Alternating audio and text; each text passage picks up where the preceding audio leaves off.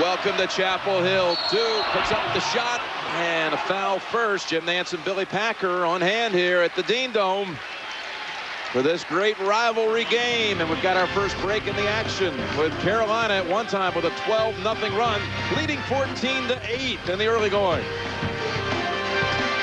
AT&T and Singular Wireless are proud to present this great NCAA championship moment. They have no timeouts remaining. He busted too many timeouts. That's a technical foul. A huge mental mistake. North Carolina is the 1993 national champion. Get more historic NCAA tournament highlights and exclusive video of the 2007 Men's and Women's NCAA Basketball Championship on your mobile phone. Available only on your AT&T or Singular Wireless phone. Singular is now the new AT&T. Well, some of you just joined us. Let's show you what happened in the early going. That was a Miller assist to Brandon Wright. Lawson came in and hit the senior Rayshon Terry for a basket. Duke was down 10. They brought in Henderson. He scored 3 straight trips down the floor. And here's the big headline on this one, Billy. Well, if North Jim, Carolina wins, they can go to number 1. If they lose, they can drop all the way down to number 5. And what that does is means that they would have to play 4 games in the ACC tournament as opposed to being the number 1 seed, only having to play 3, obviously, against lower seeded teams. So much on the line here. in fact, not only could they would. There's nothing in between. A Carolina win would give them the 1 seed. They would share the regular season title with Virginia, but they beat them in the one matchup this year, which was played here at Carolina's court. But they would be a 1 if they won, and if they lose, it's a 5. There's nothing in between. It's kind of amazing. You know, Jim, what is amazing, the Big East and the ACC, 2 of the prominent conferences in the country, go into with 1 game remaining in the schedules of all the teams. Neither the Big East nor the ACC had 1 single seed set for the postseason tournament. Wow. Talks about balance. It's unbelievable. Henderson's had the hot hand, and he continues. He's got 8. That one over Stevenson. Stevenson coming in for the first time for Carolina, number 32. Zubak is in for Duke, along with Pochis. That's right. Right to the basket. Beautiful one-step move. 16-10 North Carolina. And Zubak having all kinds of trouble handling that type of quickness.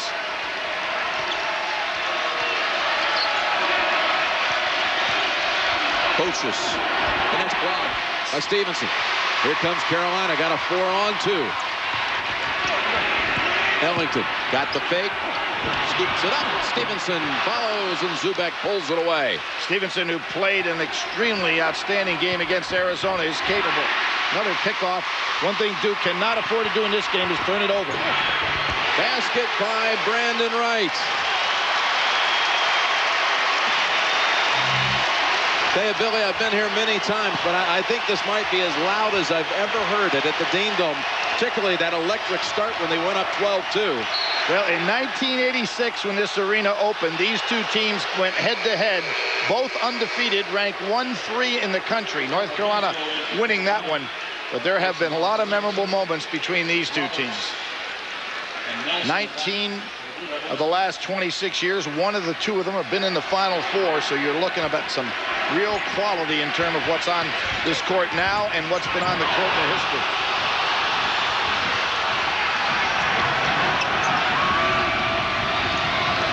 Nice overplay by Hansbrough on McRoberts, who thought he might have a backdoor cut. Duke resets under 10 on the shot clock.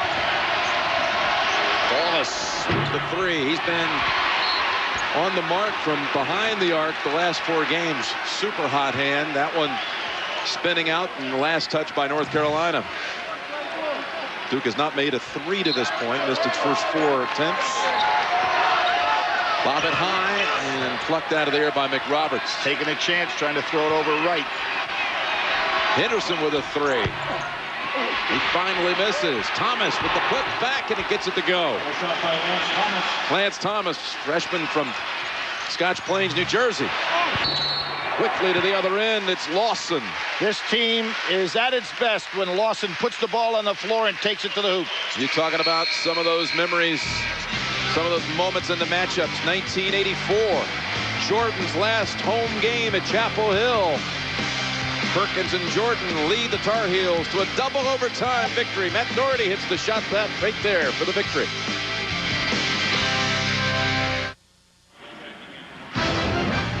CBS Sports college basketball coverage is sponsored by Enterprise Rent-A-Car. We'll pick you up.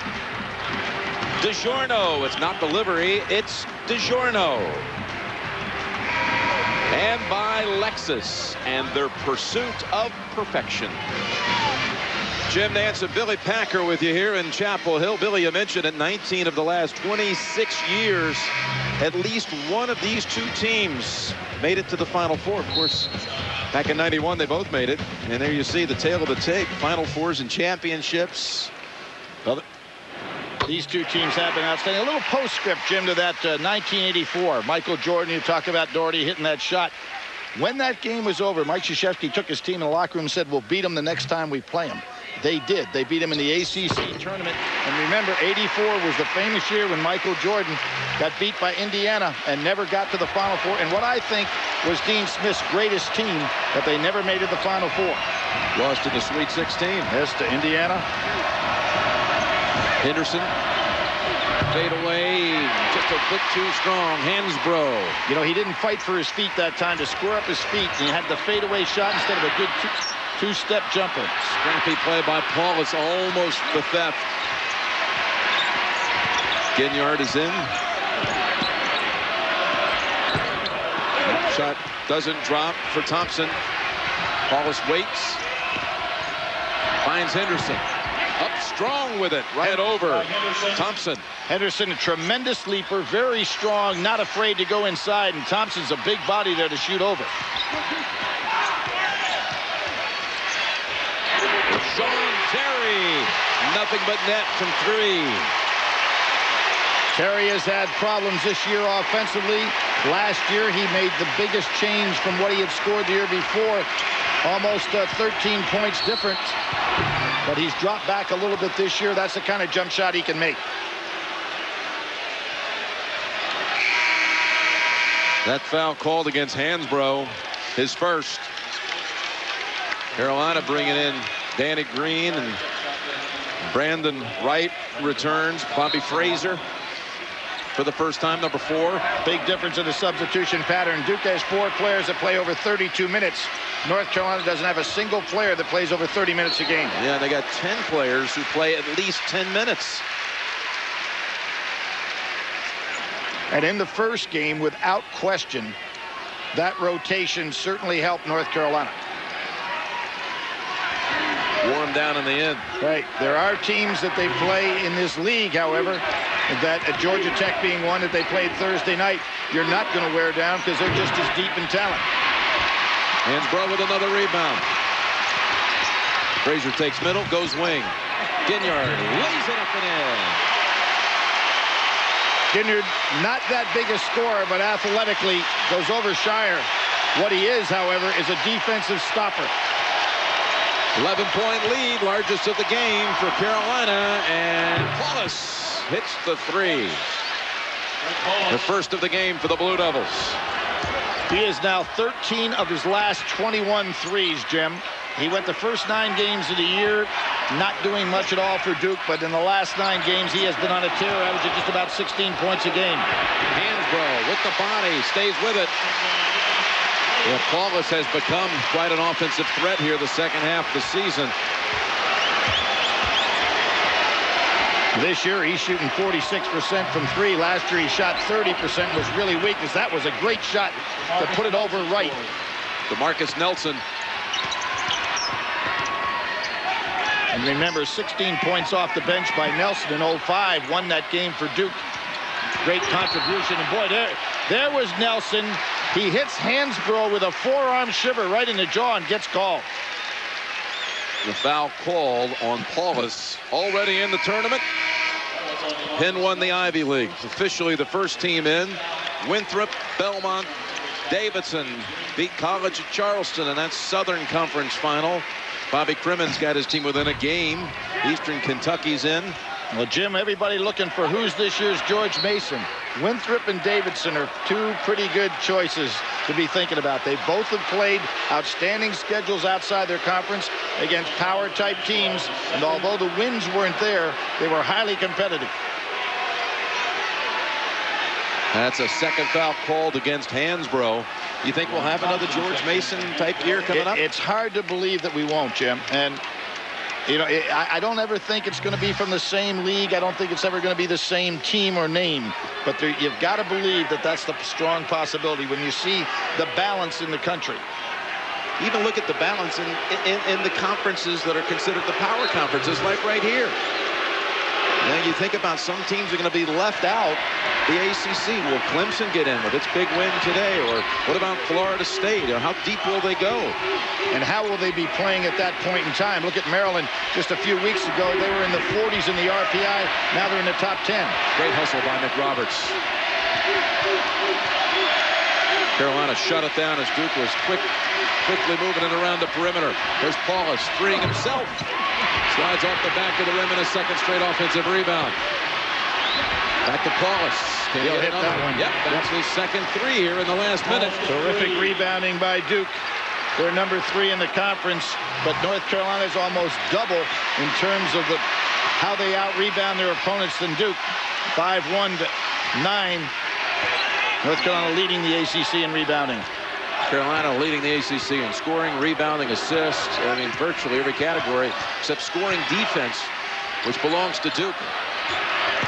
Inside, they feed Thompson, and he lost the handle going up. Down 11 just moments ago. Duke within 5. It can get closer right here. McClure steps in, misses the short shot with pressure. That's good recognition by McClure, figuring he could beat Thompson on that dribble. Razor tried to bounce it in, a little too low for Ginyard. We've got a break in the action. 27-22, North Carolina, first half. Jim, this is kind of an amazing game statistically. North Carolina is shooting 67%. Why is the game close? Here we go right here. Duke out-rebounding North Carolina, and particularly on the offensive boards with 9 second-chance points, making up for the terrific shooting that North Carolina has had. And Gerald Henderson, you got to think, is on his way to breaking his career high for the second straight game. He had 15 in a loss this week against Maryland. He's already got 10 in the first 12 minutes of this game. And, of course, he might like North Carolina because he had 14 points in the first game against the Tar Heels. Yeah. Yeah, that was that total against Maryland with 15 that broke the mark he had set against Carolina the first game. Terry on him now. A pretty good athletic matchup. He's really something they've been looking for here. Duke, too, is another serious offensive option as they approach tournament time. McRoberts looking on the freshman now. Kicks it corner. Henderson jumper. Another offensive rebound. Shire has been pretty much shut down here so far. Bouncing it in. Good hands by Thomas, but Terry says no way. Up ahead, Rayshon with the jumper to 2. Saved right into the arms of Thompson. There are those hands I was talking about, Jim. The young man who has done a tremendous job losing a lot of weight is going to be an outstanding player. You can't teach great hands. He's got them already.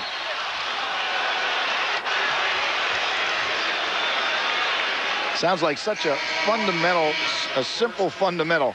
Having good hands to be able to catch the ball. If you can't catch it, there's not much you can do with it. Foul on Ginyard. Pass to Thompson doesn't have to be perfect because he'll reach out and grab it. Wallace comes back onto the floor. Danny Green returns for North Carolina. Well, there's not much drop-off, no matter whether they go 10 deep or more. Traveling. Well, Shire in their first matchup, Billy, got loose for 26. He has not taken but 1 shot in this game.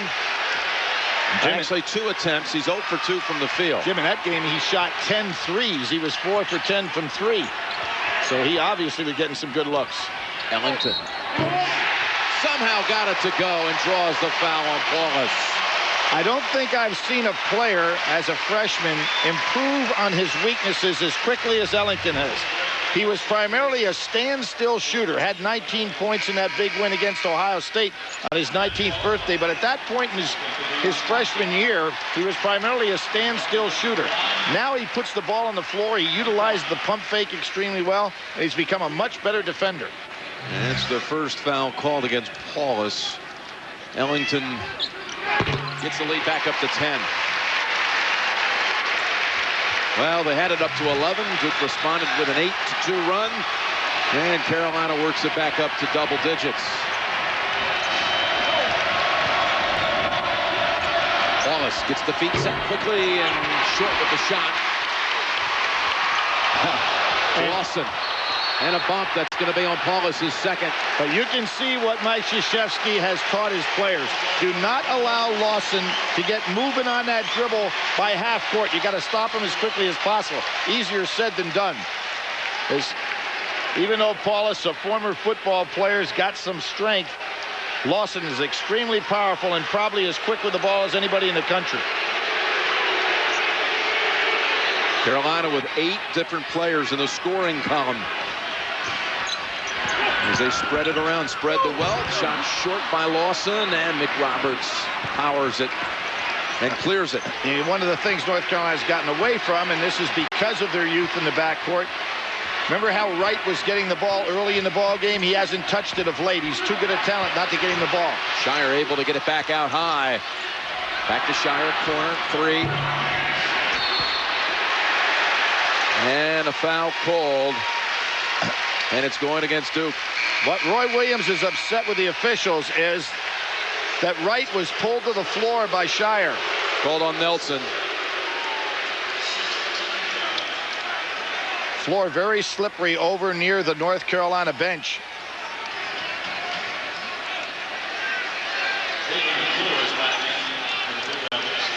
Two on Nelson, 2 on Paulus, 2 on Hansbrough on the other side. Jim, this year Duke has had 9 disqualifications, but in a game like this, they can't afford to have any of those players in foul trouble.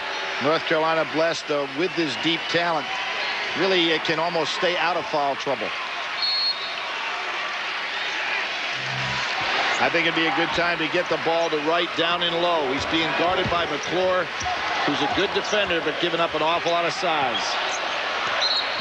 And a travel. Took a step. Corey put it on the floor. Called on Ellington. And a timeout called by Duke. Blue Devils 10 down. With 5:41 to go in the first half.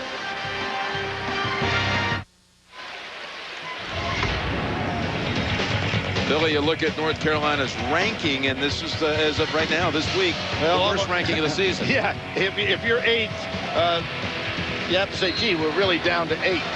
But this North Carolina team, Jim, I think is still fighting for the chance to be a #1 seed, depending on what they do here today. And I don't mean just in their conference tournament.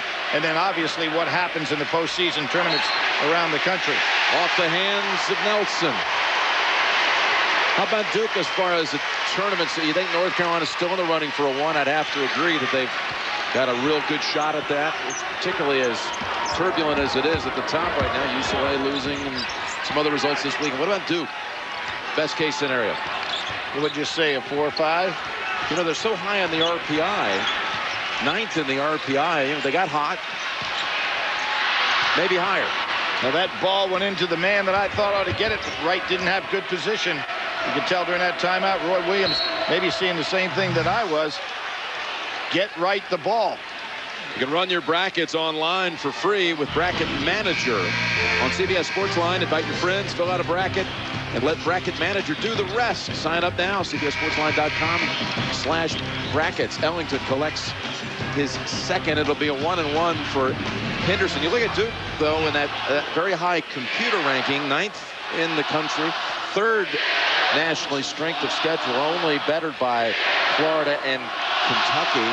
Florida, by the way, today, for those who had a chance, as I did, to watch them play, that looked like the Florida team that made a run in the NCAA tournament, not like the one that played against an outstanding Tennessee team and some of the other losses they've had in the SEC. Ellington gets free and over to Shire. That's the amazing thing about the Gators. You're talking about a Tennessee performance that was ugly, and then this win against Kentucky all in the same week. Yeah, I didn't recognize that Florida team in the Tennessee game, but today they look like the Florida club of last year. And that breaks a 4-minute field goal drought by Duke. There's Lawson again, just putting it in overdrive. He makes things happen when he penetrates. Wallace with the shot at the other end. Get it down to 8.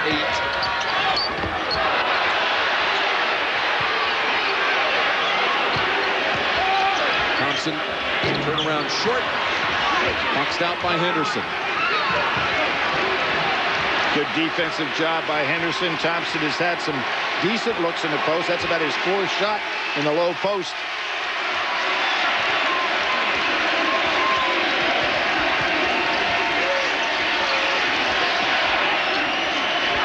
Roberts, a great passer. Number 2 to Paulus on this team in assists. So that one picked off by Carolina. You got to think of who you're throwing it to. Hansbrough trying to draw the foul, and it is rebounded by McRoberts. And a mix-up and a turnover back to Carolina. 32-24 Tar Heels, 3.5 to go first half. Another flashback. 1995, these two at Cameron. North Carolina heavily favored.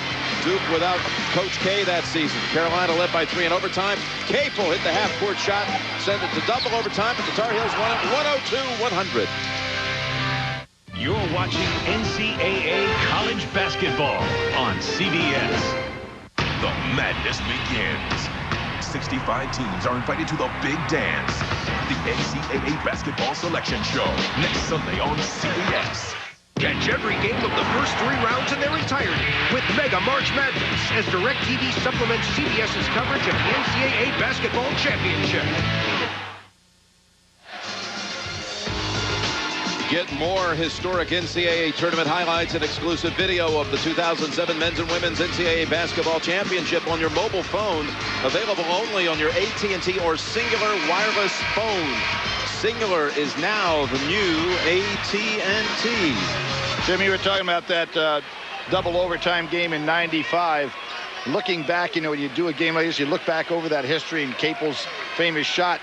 But that dropped Duke to 0-7 in the ACC. I mean, that just sounds like it. No, that couldn't have ever happened in their history. So that was the lost season. The Coach K was unable to complete the year. Come back.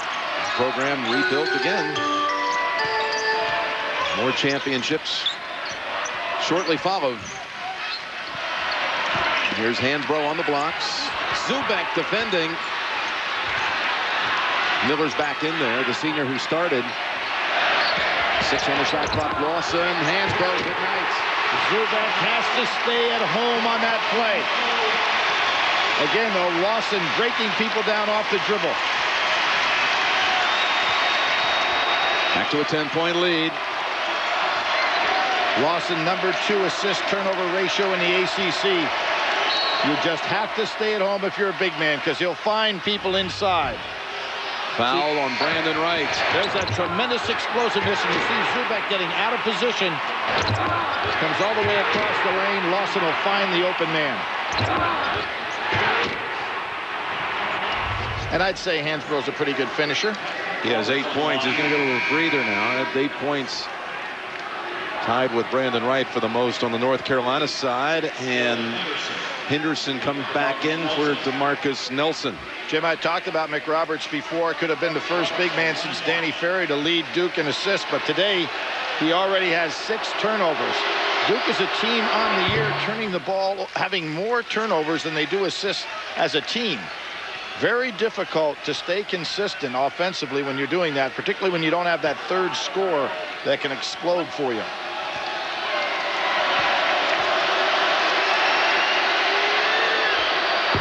No, got 1 of 2. Carolina with 2.5 to go in the first half, leading by 9. Good no call. Miller with the 3. And Zubak pulls it away. Got to question the shot selection there.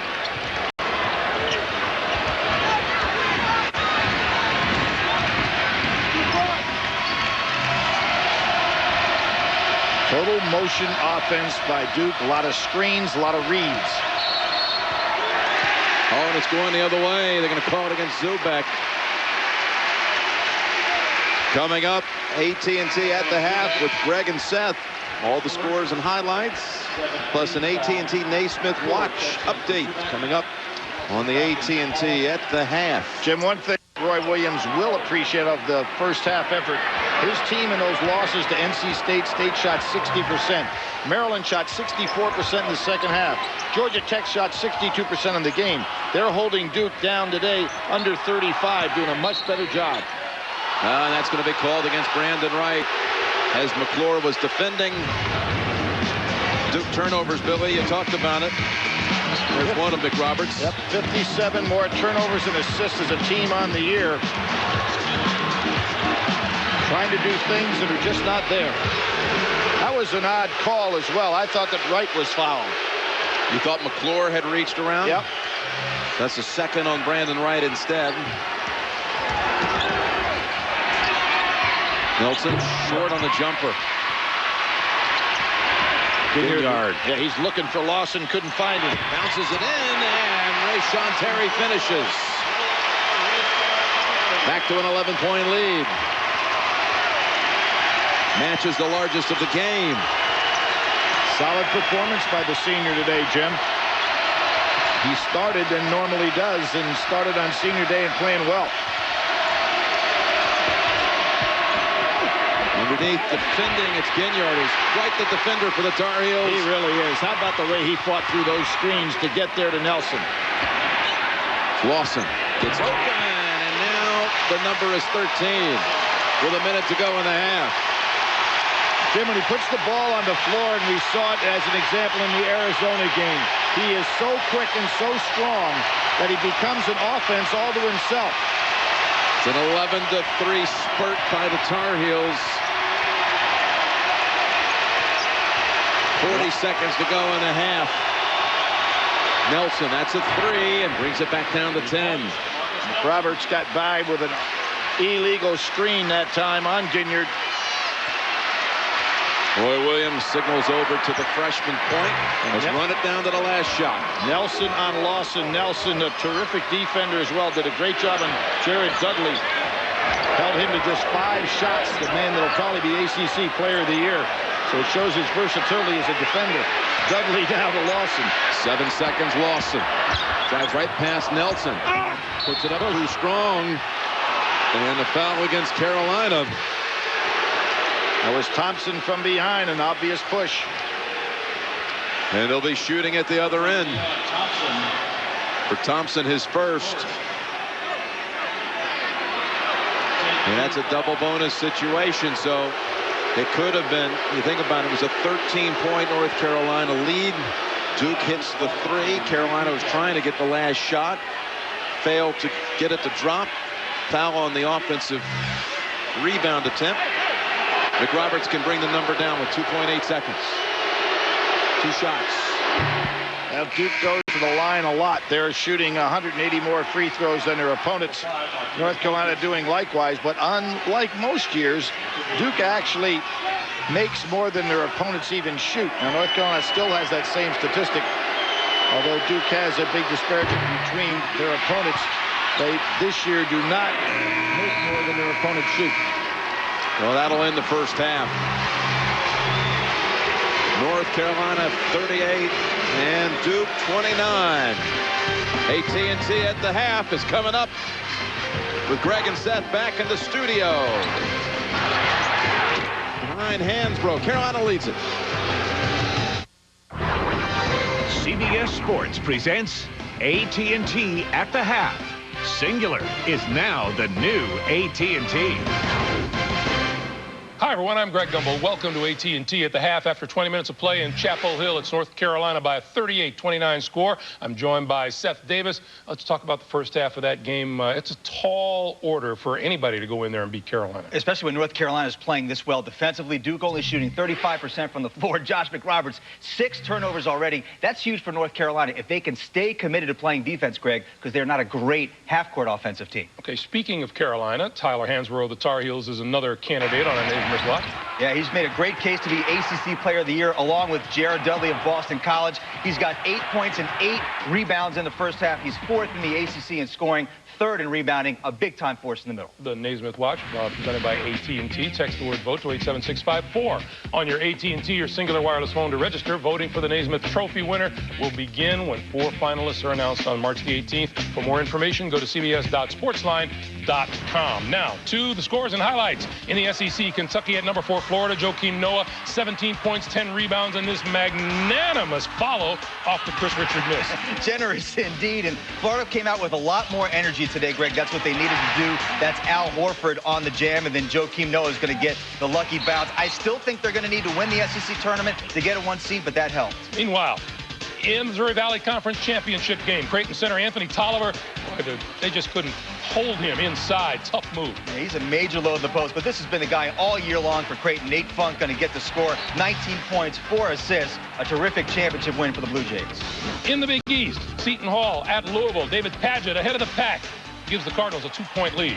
Louisville's a great example of a team that was young, didn't play well early, grew up fast. Derek Character, the freshman, with the follow, and then Terrence Williams, a sophomore, going to get the assist from Earl Clark. Louisville has now won 6 in a row heading into the tournament. In the ACC, Clemson at number 21, Virginia Tech beat Tech. Xavier Dowdell to catch and shoot for the lead, 74-73 Hokies. Well, Clemson's needed a big road win all year. They got one today. Casey Rivers here with the game winner. Too little, too late, I think, to get an at-large. Tech's second home loss this year. Boston College at Georgia Tech. Thaddeus Young with the steal and the finish. And Georgia Tech jumps off to a quick 16-2 lead. Yeah, Georgia Tech, another young team that's really growing up this year. That's the freshman Crittenden to Jeremy Smith. And then Crittenden is going to take the pass from his fellow freshman, Thaddeus Young. I think Georgia Tech was already in the tournament, but a win today seals it. Tech, a 20-point lead late in the game. In the SEC, Alabama at Mississippi State. Dietrich Slater with the steal. Up ahead for Reginald Delk for the layup, 48-41, Bulldogs by 7. 2 teams, I think, are out of the at-large mix right now for Mississippi State. Ben Hansbrough going to knock down the 3 that put him up by 8 at that point, and then Dietrich Slater misses the shot. Jarvis Bernardo tips it in for the Bulldogs. 91-67, Mississippi State, the winner. We remind you, 1 week from tonight, 6 Eastern, CBS Sports brings you live exclusive coverage of the announcement of the 65-team tournament field on the NCAA Basketball Championship Selection Show. And the selection committee gets down to business this Wednesday in Indianapolis. Seth is about to share his thoughts on how the top 16 seeds just might shake out. I know they're TiVoing this, so I like to give all these helpful suggestions. My first suggestion would be only to have 3 number 3 seeds, because I had a very hard time picking the 4th one there. I gave the edge to Duke because Southern Illinois lost today, so they go from a 3 to a 4. Duke has no losses outside the top 50, so for right now they're hanging on, and you've got some teams that are knocking at the door of a possible number 4 seed. Remember Butler, if they win the Horizon. Texas could use some other wins. Nevada sitting at 26-3. And how about UNLV, Greg, in the Mountain West? They're ranked 12th in the RPI. If they win that conference tournament, they might be able to get into the top 16. But like I said, after Washington State on that 3 line, there's a big-time muddle going into that 4 line. You know, it's very possible that any one of your number 2 seeds there really could pop up as a number 1 by a week from today. Well, North Carolina is my top number 2 seed, so I have them paired with Wisconsin. And obviously, either Wisconsin or Ohio State will not win the Big Ten tournament, so one of those teams will probably drop down to it too. The bottom line for me, Greg, is I think you need to win your conference tournament to merit getting a number 1 seed, and that's going to have to shake out next weekend. All right, Seth, thank you for joining us here on AT&T at the half. We'll get you back out to Jim and Billy for the second half of Duke and North Carolina after this. CBS Sports presents AT&T at the half. Singular is now the new AT&T.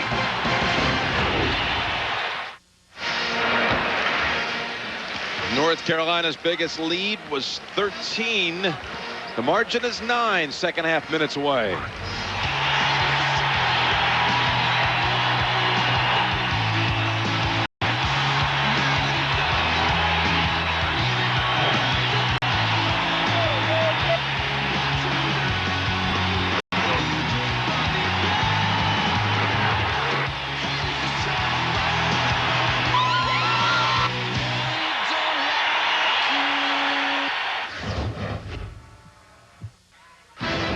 CBS Sports college basketball coverage is sponsored by Sonic.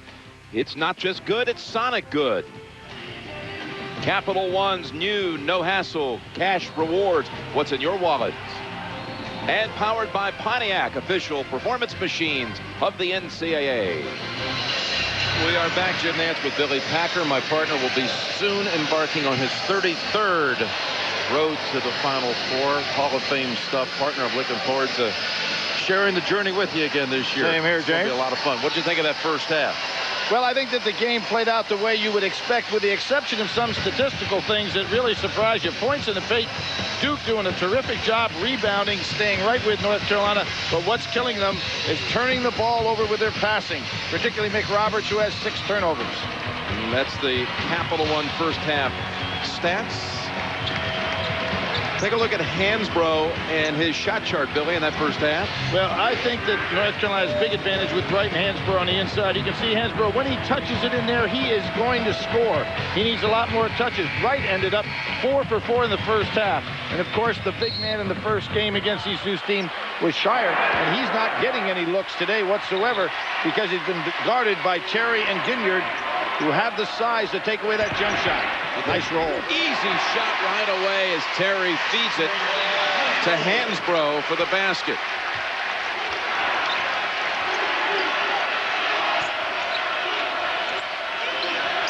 I think when McRoberts has Hansbrough that far from the basket, he should not pick up his dribble. Try to drive by him and pick up a cheap foul.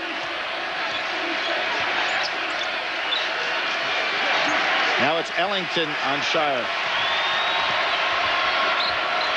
And Nelson left open with the 3, and it rims out. And here comes that one-man offense. And what's so good about Lawson, he knows when to pull it back out. Right, with a good feed. Hansbrough blocked once by McRoberts. Stays with it for another basket. He is so strong in that upper body, and he keeps his feet together in nice balance, so he doesn't walk when he has a little push inside to throw him off balance. Shire again shut out in that first half. Puts up the shot. 0 for 4 from the field. McRoberts tips the second one in. McRoberts now in the game with 5 offensive rebounds. There's Lawson, so speedy. Just turned the corner all by himself. That one spins out. Jimmy, you talk about guys fighting for position with their feet to get the square-up jump shot. Lawson didn't do that time, and he certainly had time to do it. Henderson, high-arcing shot goes. Now with 12. Off to a great start. Got Duke going in that first half, and cooled off a little bit. Right, so strong. Boy, he just backed in. Henderson. 5 for 5. Henderson giving up too much size with Wright.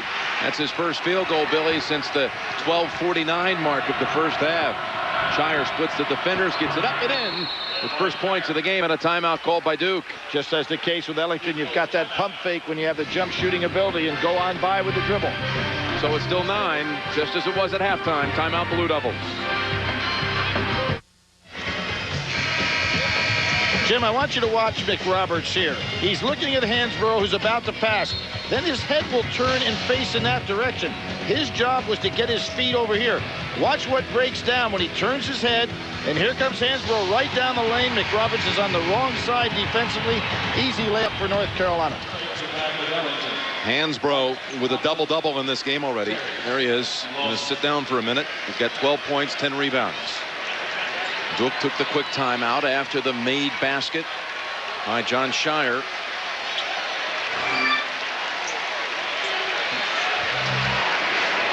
Wright asked to come out, Jim, right away after he made that basket, and he's right back out on the floor, so he got that rest during the timeout.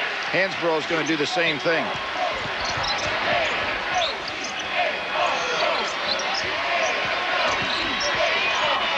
You can't let up defending on Lawson because he'll take it right to the way end to end in about 3 seconds.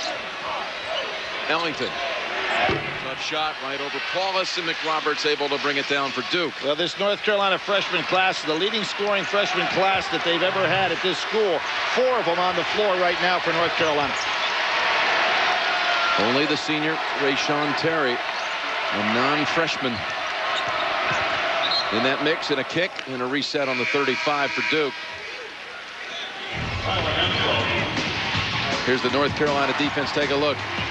That's good anticipation by Terry coming from the weak side. Excellent shot blocking ability by so many of the different players for North Carolina. And here comes Lawson. When he gets going, Jim, as I said, it's a one-man offense because he's now making excellent decisions as to when to pull the ball back out. He is not a Phil Ford yet, but that's what Phil Ford was so great at doing. Henderson spots up three. No. Tipped out. Look at the quickness. Lawson, but Henderson dives on the floor.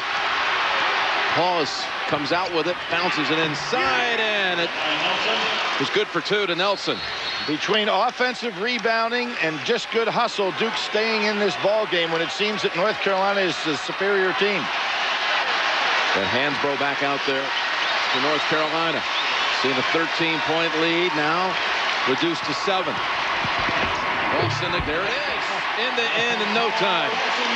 You have got to get in front of him and just try to slow that dribble down. Don't try to steal it from him. Paulus comes back with a 3. Then we talked about how he has become a scorer. Last 9 games averaging over 15 points a game. Not afraid to take that three-point shot, which he's improved almost 15% on his percentage as a three-point shooter over last year. He's made 3 of them in this game. He's got 11 on the afternoon. And away from the ball, foul is called against Duke. Paulus is 3rd. And not the kind of foul you want Paulus to pick up if you're Duke. He was away from the ball, trying to stop a cutter. We saw how quickly Lawson took it to the hole. 46-40 Tar Heels. North Carolina players broke too quickly there.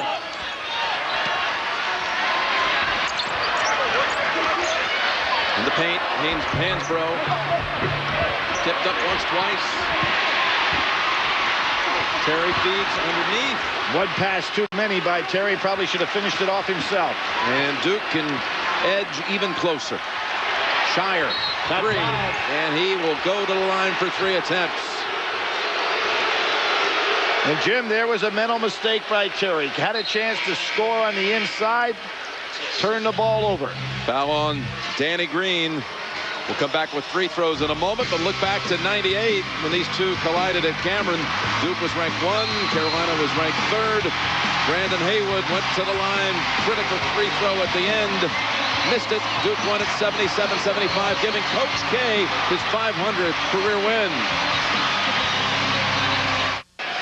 Well, just a thunderous ovation moments ago as the North Carolina women's team, fresh off this afternoon, winning the ACC tournament, celebrating their victory here at the Dean Dome. Jim, they beat NC State. Yesterday, the ACC did a great thing. I think Kay Yao, the incredibly great coach at NC State's women's team, they upset #1 Duke, had been undefeated. Yesterday, the ACC honored 2 women that have fought that cancer battle, Kay Yao and Debbie Ryan. Debbie Ryan, the outstanding coach from Virginia. 2 ladies I've known for a long, long time. They could coach any sport, men or women. They really know how to put a team on the floor. One more coming for Shire. Congratulations to Sylvia Hatchell and the Lady Tar Heels with their tournament title today. Over in Greensboro, make their way over here for a well-deserved recognition. And at halftime, we saw Anson Durant go out there again at halftime with his national champion women's soccer team. You talk about a tradition. Duke has cut it to 4. Left open. Lawson. Paulus. Lawson stood and watched that shot. If Paulus had been thinking he could have got that ball down court to Shire, it would have been wide open.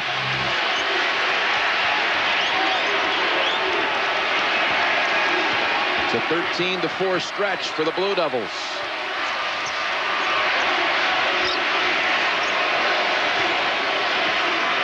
Ten on the shot clock. Paulus, too strong with the shot. He was able to get free. He sure was, Jim. He had a wide open look there. And Lawson again races down the floor. Hansbrough with the second try, and it's rejected by the foul. Well, McRoberts got the good block, but Shire put his hands down low on Hansbrough. Shire's first. And there again, that one man. Lawson gets it down inside. Here's Hansbrough, who was sick midweek. He had to go to the Carolina hospitals here, the medical center on campus, get some fluids, some IVs. They bring in Miller, they bring in Fraser, they bring in Gilliard. Something also interesting about Hansbrough, he does not particularly like to fly. And after the loss at Georgia Tech the other night, he heard about all the wind and the tough flight that was ahead, so he took a bus back from Atlanta to Chapel Hill and almost beat the team back. They said it was one of the roughest flights of all time. Yeah, one of the most difficult flights they've ever had. So, and Roy Williams said, you know, I don't think you're too smart riding the bus, but when the flight was all over, he said, no, I think you're the smartest guy out here. Yeah, he stood up on as soon as they landed and said, guys, gentlemen, Hansbrough's the smartest guy I know, but he had been, of course, queasy and uneasy all week, so they kept him on the bus. So Ginyard is in, that defensive giant for them, #1 for North Carolina. Back to a 6-point lead. Nelson. Beautiful job by Nelson and McRoberts on that solid screen. A really good read by Nelson. At 9 now in the game. Double team. Hansbrough, though able to still get off the good baseline jumper. Jim, he was looking actually to throw that ball back out, but couldn't find anybody, so took the shot anyway. He's got 16 on the game, 8 in each half. Nelson just hit one, this time trying to make it from 3. Henderson tips it over. Heads up play by the freshman. But if you're Terry, you never want to throw that ball back into the other team's basket. Throw it long in the direction of your basket. McRoberts uses the window.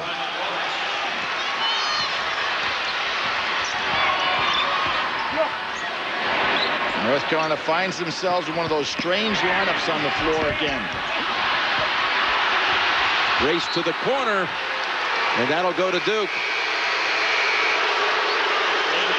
If you're stuck in the office and can't get to a TV, then sign up for NCAA March Madness on demand and watch the men's tournament online. Get your free VIP pass now at ncaasports.com/MMOD. March Madness on demand.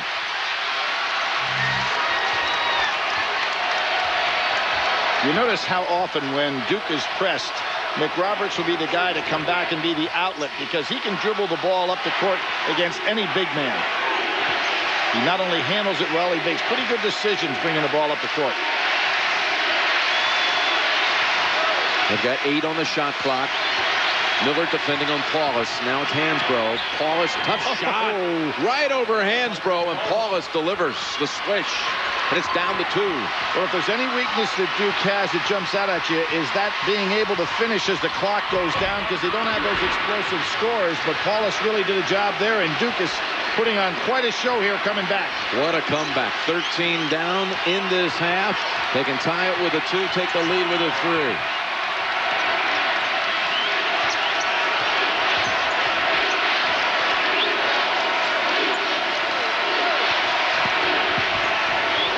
Paulus driving again.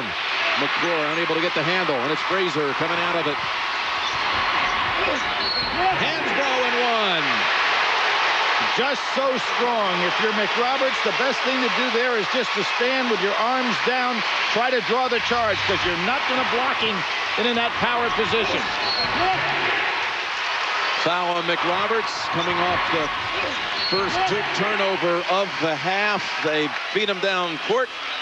Second foul on McRoberts, and Hansbrough can up the margin to 5. 18 points, 12 rebounds. Shire on the bench for Duke. This is kind of opposite of that game. Remember, last year, UNC was down. They made the big comeback. Reddick had the 35-point game. Duke pulled it out. Henderson, who just came back in, replacing Shire. Fadeaway jumper, beauty. And there was good recognition by Henderson. Lawson's guarding him. He can shoot over the top of him with a Good height advantage. He's got 14, one off his career high set this week against Maryland. Hansbrough takes baseline. That one slides off the rim. Ball last touch by Duke. Good job by Henderson, though. That would have been an easy putback. Henderson got his hands on the ball. So a break in the action. And it's a tight one here in Tar Heel country. At the Dean Dome, the lead is 3 for Roy Williams' side. CBS Sports College Basketball coverage is sponsored by Charles Schwab. Great service, great price. Why not both? Talk to Chuck. Charles Schwab. The United States Postal Service. Let your packages know their ride is here. Go to USPS.com. And by Chevrolet, an American Revolution. Oh, Billy, you know, there's such a disparity in the teams that you play against within your own division when you talk about these massive conferences now. Absolutely. Look at Duke within their own conference, 51.8% of what the teams they played in the league. Virginia in the same league, only 46%. Jim, I don't think I've ever seen the last day mean so much to teams as it does. And North Carolina is an example beyond anything I've ever seen. If they lose this ball game, they go down to 5th. They have to play it 4 days in the ACC to win a championship. They win the game and they're the #1 seed. It's amazing. Ginyard hits the 3 and Lawson almost steals the inbound. Yeah, again, North Carolina, if it wins, would share the regular season title with Virginia, but would earn the #1 seed because they beat the Cavaliers in their only matchup this year. A loss, and they fall all the way to 5 and have to play the extra game in the tournament this week in Tampa. Nick Roberts can't get the short one to go, and Wright pulling it down for North Carolina. And Nick Roberts realizes he can score off of that dribble against big men. He is going to move his scoring average up 3 or 4 points, I believe. And that's going the other way. It's called against Terry. Nice job of moving his feet. First foul of the game against Terry. Nick Roberts drawing it. Terrific job of moving those feet and getting out for a big man. Nick Roberts plays 35 minutes a game, Jim. Handles the ball in the backcourt, has to guard all kinds of people in the front court. Give him a lot of credit. Henderson, push off, whistle first, and it's going the other way. You know, I wonder if he learned that from a North Carolina player. Michael Jordan. the little hand push off and get off the jumper and then just smile. Unfortunately for Henderson, the referee was right in the corner with him. I think he might have learned it from his father. That's a possibility too. Shot. Yeah, but he of his own. I don't think he had to push off. Gerald didn't. Hansbrough. Awkward shot, and it goes. Now with 21. He's doing his Sean May impersonation here with the kind of game he's having. Nelson, back of the rim, and it's Hansbrough again. I'll tell you, they came out of that timeout, North Carolina, ratcheting up the intensity. Ginyard puts it up short. Nelson with the rebound. Came right out of that break, in fact, with Ginyard hitting a 3. Nick Roberts is getting a little tired. Seeing a lot of fresh bodies in him, just like in the first game over at Duke. North Carolina wore the Blue Devils down. And that's Lawson, too close. Well, Lawson felt the screen coming from Nick Roberts, fought over the screen, and then picked up the cheap foul. Shire back on the floor. McClure out. And Ellington. Make that Thompson coming back in for the Tar Heels. So Hansbrough working hard, putting up monster numbers. Now, Jim, I talked about May's numbers. He had 26 points, 24 rebounds against Duke in that sensational performance in the win, and, of course, leading that team then to a national championship. 21 and 14 in this game for Hansbrough.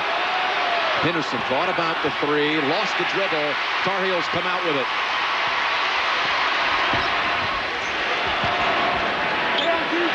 Lawson had a chance for an open 3. Good double down on Wright because he had a smaller man on him. That's Terry. And underneath, Wallace pulling it down. Oh, bad idea. Bad idea. Trying to hit Nick Roberts, but Terry read it. when you're down 8, Jim, you got to make better decisions than that.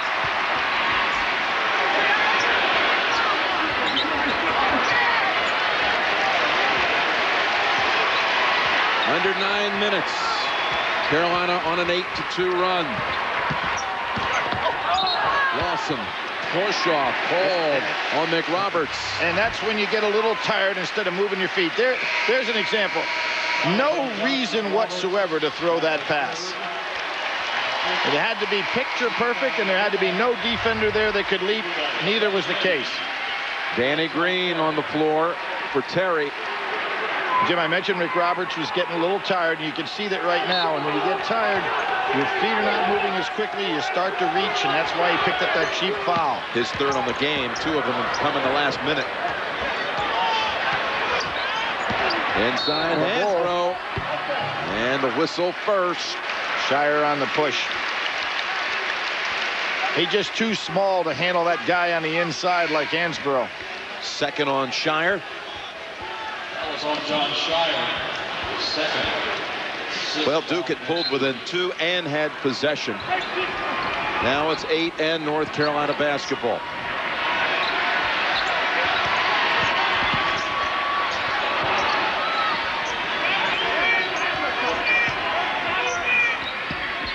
That was a hold by McRoberts. Did he get by with it? They got away with it, but the ball last touched by Duke. Mike Krzyzewski trying to save some timeouts, but McRoberts could really use one now. There's no way he's probably going to get a break substitution-wise. Young guy has gotten himself in great condition. 10-second shot clock. And what a move it is by Marcus Ginyard. Ginyard 6'6", Paula 6'1", went right over the top. Duke in trouble now.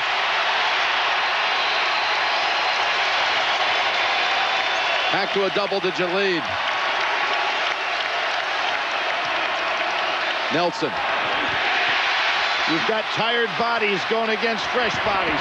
Carolina driving down, and Henderson pulls it down out of the air, and a foul called. Roy Williams wanting a goaltend there, but I think Henderson got it on the way up. It's a 10-2 stretch to open it back to a double-digit margin. Another flashback. 2004 right here. One of the best games in the rivalry. Rashad McCants with a 3 to tie the game in overtime. Chris Duhon went the length of the floor for the layup. Duke won at 83-81 in OT.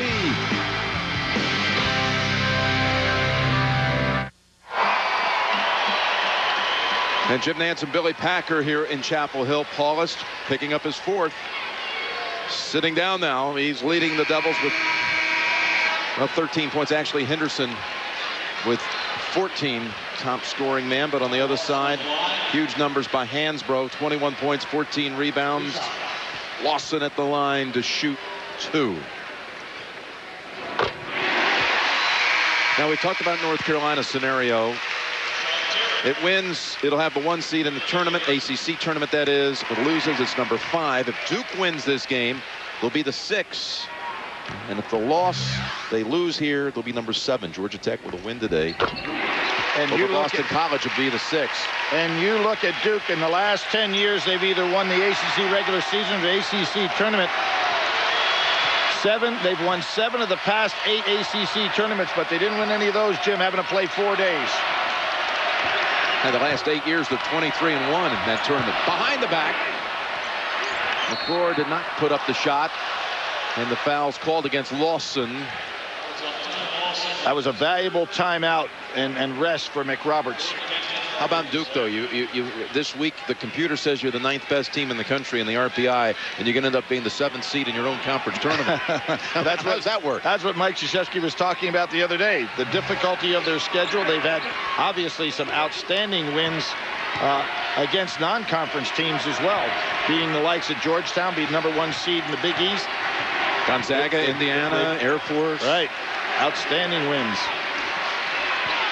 McRoberts. And foul outside first against Wright. Jim, there's what I'm talking about. McRoberts is starting as the second half of this season to understand that he can put the ball on the floor and finish inside against these big people. Prior to that time, he would kind of look to pass first. 3 fouls on Brandon Wright, only the 5th team foul.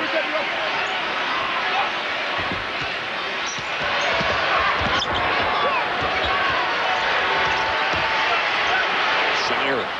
Well, has North Carolina done a good job on him today, taking away any decent looks. Well, not taken away. Look at the way Wright took that rebound. Shire 1 of 6 for the game. Beautiful pass. On the blocks, Hansbrough delivers again. That was a beautiful pass, and Hansbrough sitting down low instead of having his knees locked high, was able to go down and get it. Great feed.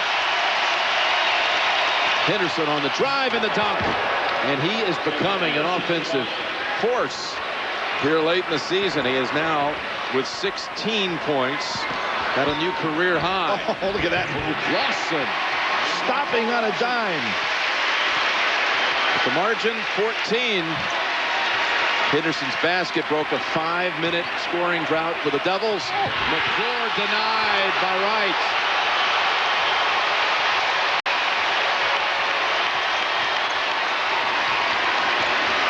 Six minutes remaining. Carolina regaining control of this.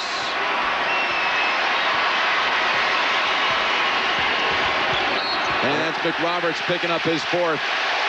You just cannot reach out to that young man. He's too strong. There's Wright with those long arms.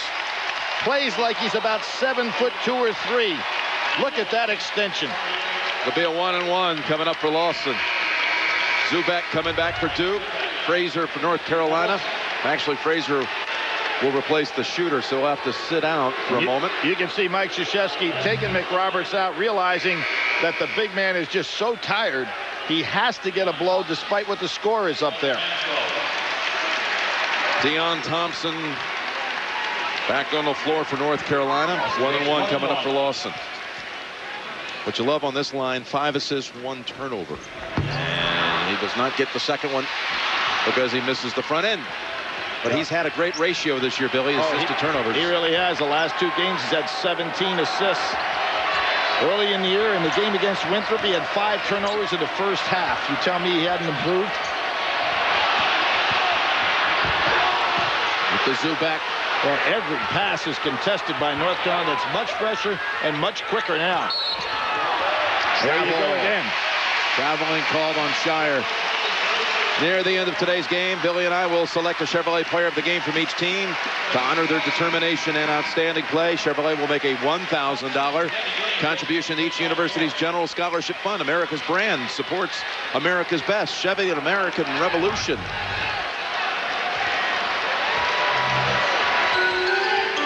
You know, another thing, we keep talking about these seeds, Jim. 8 of the last 9 years, Duke has been a #1 seed in the NCAA tournament. Just think about what you're talking about in the ACC tournament.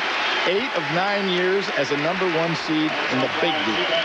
Zubak called for that, and again, we speculated on each team's seeds in the first half. We could see a scenario for sure where North Carolina could move up to the 1 line, depending on the results next week. And Duke possibly, I saw Brissett Davis at halftime also thought Duke was possibly a potential 3. I'll tell you what's going to be interesting for that committee. The most interesting thing is how they're going to determine the values of some of these major conferences because of the disparity, with the exception of the Pac-10, with people not playing each other. That's the thing you showed with the ACC, too. Strength of schedule within outside your own inside the own league, it's going to be very difficult. The other thing that I think is knocking on the door is Texas A&M, to me, is one of the most complete teams in the country. Kansas obviously is as well. Can the Big 12 get 2 #1s? I think it's still possible.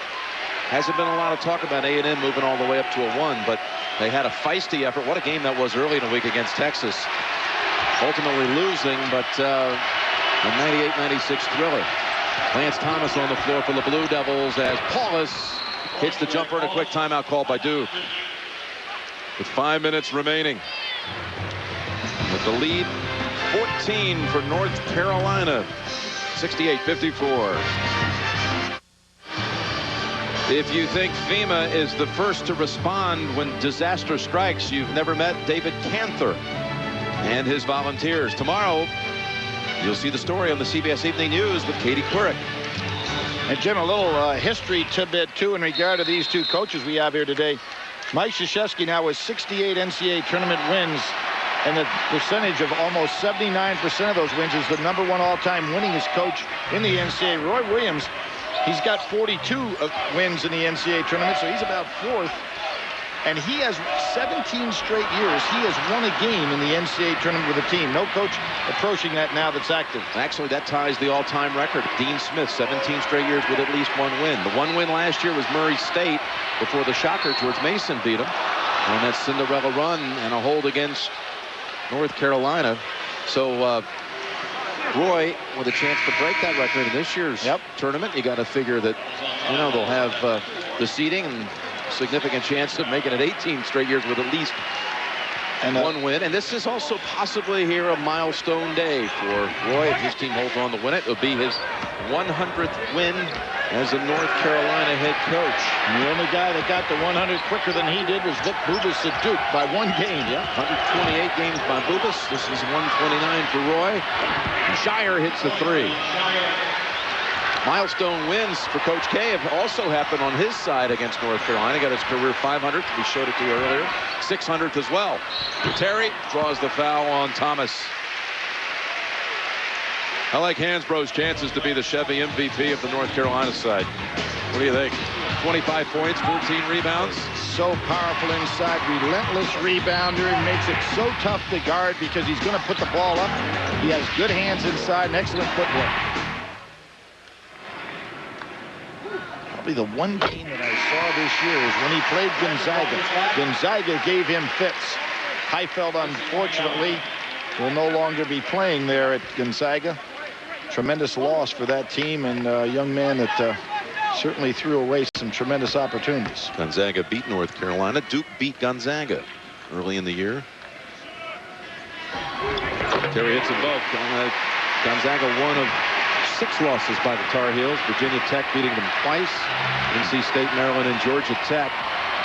And there was a foul right on the pass called against Frazier. Carolina came into this game on a 2-game losing streak. It's only losing streak of the season, trying to prevent Roy from having his first 3-game skid as the Carolina head coach. And Jim, those 2 games against 2 teams that are really on a roll right now. Maryland, which we talked about earlier, and Georgia Tech, a team that's extremely young but showed again today that they are going to have to be reckoned with. Paul Hewitt's got a club that's deep, a lot of power in the front line, and a terrific freshman guard in Crittenton. How deep do you go with the ACC and the NCAAs this year? Clemson with a big win today. You got Florida State out there. People learning about their chances. You got Georgia Tech in, I take it. Yeah, I would think Georgia Tech is in. I think that Florida State is probably the one on the bubble. With Al Thornton, certainly one of the best players in the country. Under 4 minutes remaining. 11-point lead for North Carolina.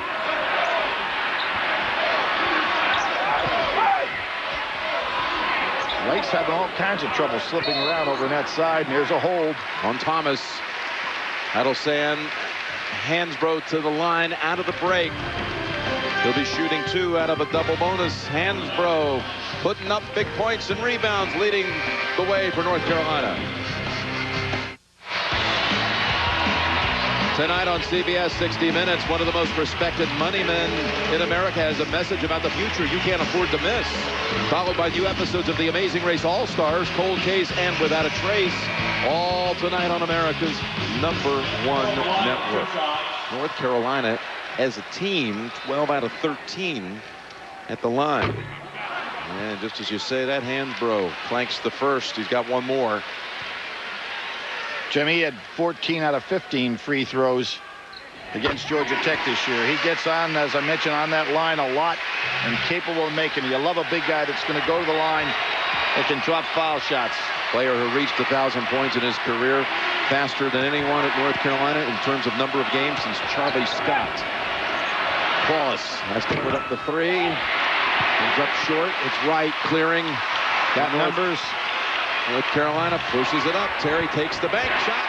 That was a beautiful pass by Frazier. A no-looker. He eyed Hansbrough and threw the other way. Excellent break. Ball started by Wright's rebound. And wow, what a block that time. Ginyard drives, rolls off the rim, and it's Hansbrough. Who else? Comes up short. Paulus comes flying out of there. Whips it to the corner. Henderson with the three, and it spins out. But this is not the game that Duke wants to be playing against North Carolina. Example. Frazier. It's just a different sport. And Duke doesn't want to play this sport, Jim. 90 feet back and forth. 16-point lead and a whistle. Ties the biggest lead of the game. Frazier, good job looking one way. Before that, made the pass. That time just looked him off for the layup. Jim, you mentioned a name that jumped out. Charlie Scott. 40 points is what he scored against Duke in the ACC tournament final. A couple other 40-point games, and the biggest game ever by a player in his North Carolina Duke game was Art Heyman back in 1963. His final game, 40 points, 24 rebounds. Pretty fair game. Those are good numbers. I mean, we saw May in the incredible game that he had with the 24 rebounds and 26 points, but Art Heyman, 40 points, 24 rebounds. Hansbrough had to head to the bench for a moment, and he's back out on the floor. He's got a career high matching, that is 15 rebounds, ties his high. Maybe he'll get one more and set it. Last year he had 40 points in a ball game as a freshman, the first ACC freshman ever to do that, did Hansbrough.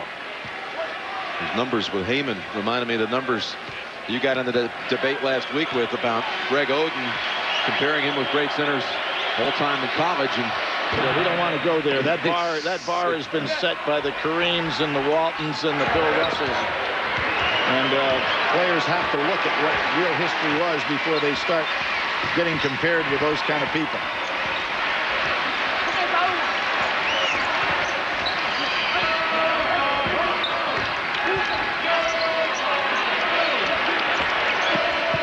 Wright with that huge wingspan, and the shot tipped up. That was Wright's first miss today. He's only had 5 attempts, though. And I think North Carolina got away from him in the first half when they didn't need to. Shire hits the three, and a timeout Duke. Brings it to 11, just inside of 2 minutes. 75-64 North Carolina.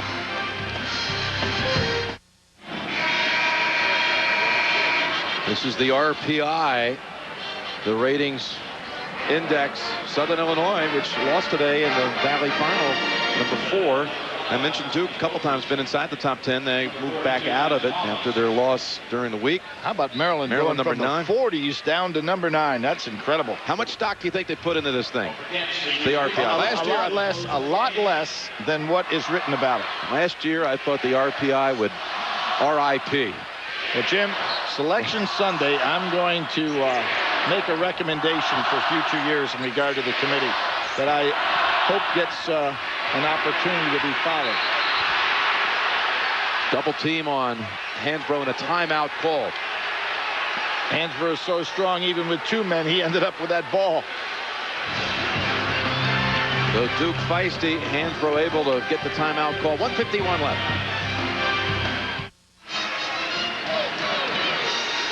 Of course, we have the selection show on CBS coming up in exactly 1 week from this hour. And I take it you're going to wait, and that's what we call a tease, Billy. You're going to tell us about that next Sunday with that exclusive announcement of the selection. Well, let's not get carried away now. This is not the question. No, you're the one that said it, and I'm anxious to hear what it is. Ginyard, bring it back out. Duke going into a half-court trap right now. And a reach in on Shire. And I'd give so much credit to Mike Krzyzewski's team right now at the effort that they are giving against a team that is much deeper. And they're still out there now trying to press half court. And Billy, just to back up what you're saying, Von Dekas and Bob Fishman saying, let's promote that selection show next Sunday, 6 o'clock Eastern time. We'll have the exclusive first look at the field. Who's in, who's out. who's playing whom and when with Greg and Clark and Seth. Billy and I will be there to handle some of the questioning as well next week. You know, Jim, college basketball has changed so much in the last 10 years that, you know, there used to be times when you'd sit and you'd be thinking about 4 or 5 teams. I wonder, you know, if they'll get in or not get in. I wonder where they'll be placed. Now you're talking about like 50 teams you shake up in a bag and could make a case for a certain position in the seed. More for Terry. Makes it 13. I can remember years on this 1 week before the selection. You were saying, maybe 8 to 12 teams could win the title. Paulus Long with the 3. Ginyard tips it over to Terry. How about this year? How many teams do they could win it? Could actually win a national championship? I'm going to tell you this. I say there are 50 teams in the country that could beat any other team in the country in a given day. I really believe it. Is that 50 teams that can win a championship? No. There aren't 50 teams that can win 6 games, but there are 50 teams, in my estimation, that could beat the guy that can win 6. Could this be even, or let me get way out there, could this be a year where like even something crazy like a 16 beats a 1 for the first time? No, we're not going to go there. There have been close calls. Well, we had 2 last year that were pretty good. We had Albany against Connecticut. And Monmouth Villanova. Yep. Well, particularly the Albany game, which we came on camera at the beginning, you said they have no chance. No chance. Boy, you're killing and then they led. First game back, and you're killing them. They led with 11 minutes to go in the game. Who knows? Well, North Carolina had a real job today to go from potential number 5 seed to a number 1 seed. A lot on the line for them. And it looks like they've pulled it off. They're going to be the 1. Duke's going to be the 7 inside their conference tournament. Gerald Henderson and Tyler Hansbrough are the Chevrolet players of the game in recognition of their outstanding play. Chevrolet with a $1,000 contribution to each university's general scholarship fund. And Lawson goes out. Roy Williams gives him a good slap.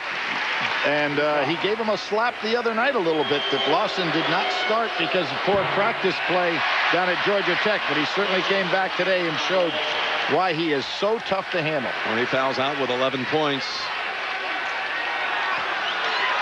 People used to make a big deal about freshman point guards being able to direct a team to a national championship. I wouldn't think that kid, that would be too much of a concern, would you? With Lawson? No, not at all. Be able to handle that? Not at all. Sure.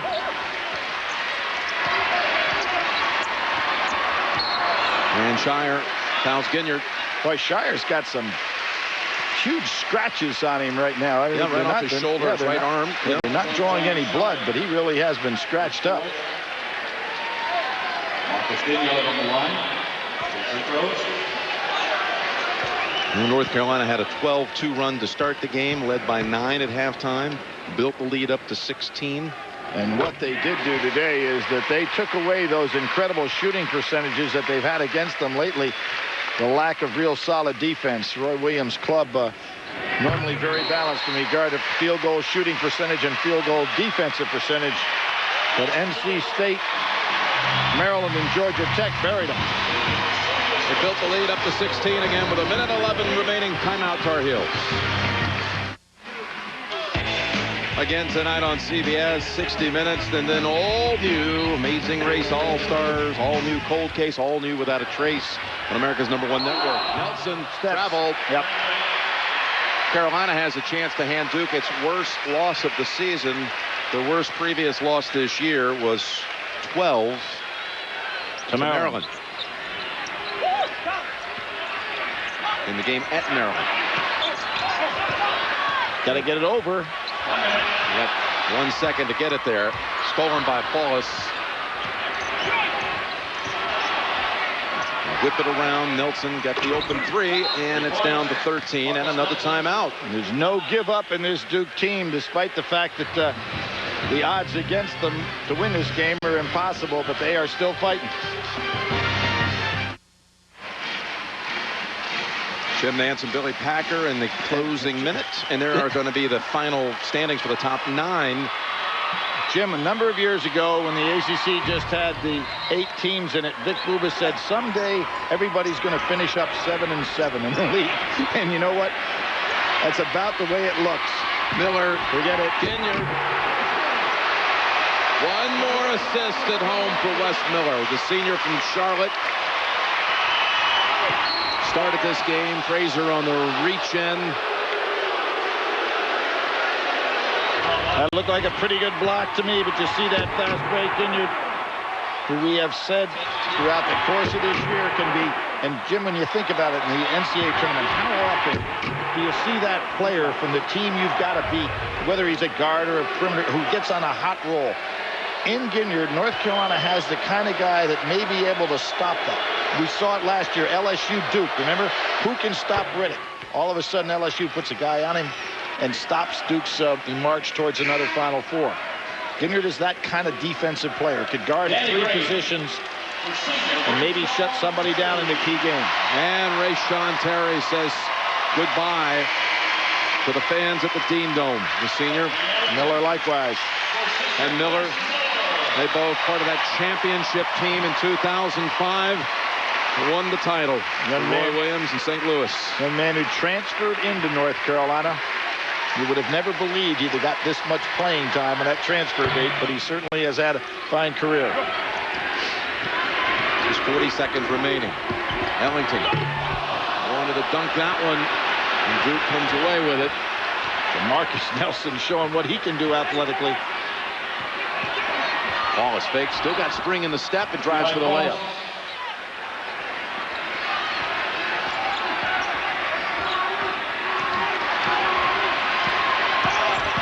Frazier. And a reach in on Wallace, I believe it is. That'll foul him out. All new tonight, 60 Minutes. Amazing Race, Cold Case Without a Trace here on America's #1 network. And Jim, when you think of Duke, where they will be seated, where they have to play in the ACC tournament, big expectation for this team. They were picked preseason #2 in the league. Virginia, which finishes tied for first, they were picked preseason #8. North Carolina was a unanimous #1. So for this Duke team, it's got to be tough to be in that kind of position, despite the fact that they've had a year which they stayed in the top 20 just about the whole time. Wallace fouling out with 21 points.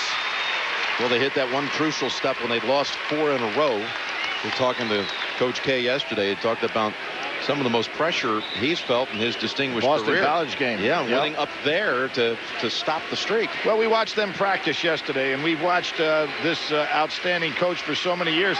I have never seen him work so hard individually in a practice as he's doing this year. And he's right out there on the floor talking about basic things like defensive stance and bad passes. And it's just he's working like he's a first-year coach on the junior high school level. Roy Williams is going to get that milestone win of number 100, second fastest in league history, as we mentioned, behind Vic Bubas from back in the 60s at Duke. And again, going to that possibility of being 1 or 5, Jim, I'm not so sure. This might not have been one of the biggest wins in his career, considering what it means. Hansbrough with that rebound. Now with a career high in rebounding in one game, 16. Executive producer of CBS Sports, Tony Petitti, and coordinating producer of NCAA basketball was Bob Deacons. Today's game directed by Robert Fishman. At the half, produced by the senior producer of CBS Sports, Eric Mann, and directed by Bob Matina. Coordinating producer of CBS Sports, Harold Bryant. Today's game, associate directors Jonathan Siegel, John Paquette. And you see Mick Roberts also fouls out.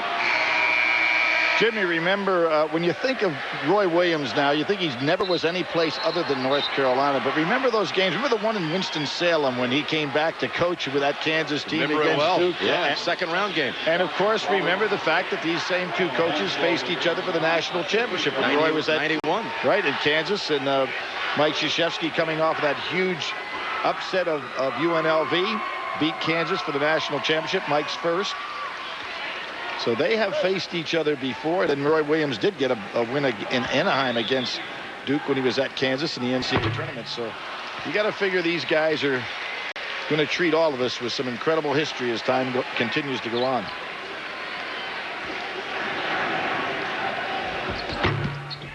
Man, Hansbrough and gets comes another right rebound. back in for another rebound. Watch out. He took a shot to the face. And you know, he is a tough guy. He's hot, but he took a shot there, and the blood is coming out, so he's not going to be shooting each free throw. Oh, look at this.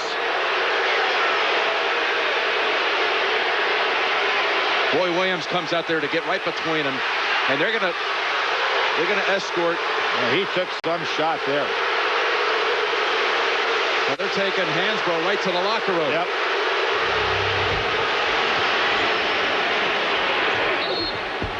Might have been the elbow of Henderson. It was, and you know what? It was not a nasty. I mean, obviously the contact was strong, but Henderson was not looking for a cheap shot there. Roy and Mike talking it over. You got the coaches huddling. You got the officials huddling. Now you've got Hansbrough, who's already exited the floor. Hey, here's another thing. And I don't think it was a dirty shot at all by Henderson. It's just one of those deals. You're going after the ball. Here's something you could say. 14.5 seconds to go. North Carolina 12 up. What's Hansbrough on the floor? Yep. But the fans are booing something that was not an intentional foul at all. You can see there, Henderson's coming across the lane, and it was elbow on nose. That usually doesn't work too well for the nose. Now, you don't want to speculate, but that one. Wow, you can see right there. See, he was going for the ball. He wasn't. That was not a dirty foul, but Hansbrough, who is such a tough kid, when he goes down to the ground, you know he's hurt. You know, Hansbrough's come out of the game a couple of times to have some scratches and some other things, even in the second half, addressed. What the referees are doing here to see who is the foul on. We can see, without question, Henderson is going for the ball. And I think they're just trying to figure out who is the foul on, not whether or not it's an intentional foul or anything. Look, actually his head is turned when he makes his move. Unfortunate situation there.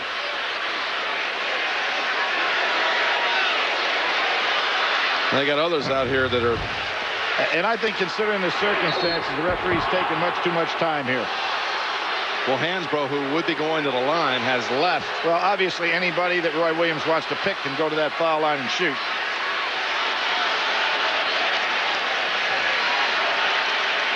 And they've been cleaning up blood as he left a trail exiting the court.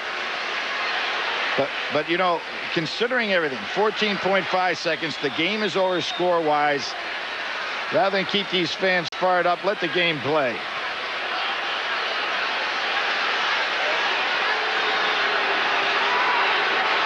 Jim, was Ellington in the game at the time? He's the top free throw. Danny Green's an 87% free throw shooter. Yeah, Green was on the floor. Ellington was also on the floor. You see the officials, Carl Hess, Sammy Lucky. Actually, it's Jamie Lucky and Les Jones. Jim, let me tell you something else.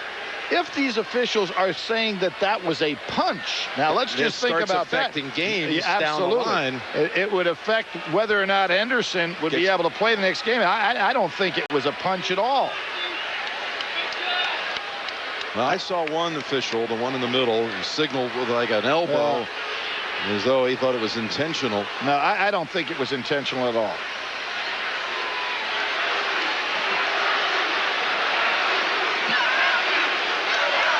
Well, now you start to wonder about what the condition's going to be for Hansbrough, too. You know, how serious is that? Is that wound to the nose? Is it a broken nose? Is he going to have to maybe come out and play next week with a mask, you know? I agree, Jim. And again, you look at the play. It's one thing if a guy goes and makes it a dirty punch, sucker play, but Henderson was aggressively going to try to block the shot. I don't like the call at all. Well, the call is they have ejected Gerald Henderson. And the crowd just learned of it. Now, what I don't like about that is the implication, what that means for Henderson. I think this is a poor piece of officiating. I didn't see any intent whatsoever in his part.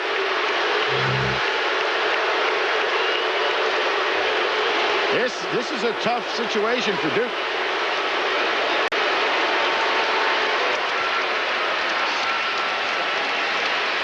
Very unfortunate for both teams. And you know, the guy's going up for the ball, Jim. So for Henderson now, he's ejected. Yeah, you're right there. You can see where he is swiping and his whole body is turning after the ball, not going straight on in to hit. Could be. This could mean a suspension for Henderson, which would really hurt Duke in that respect as well. Henderson starting to become an offensive presence out there. Absolutely. For Duke.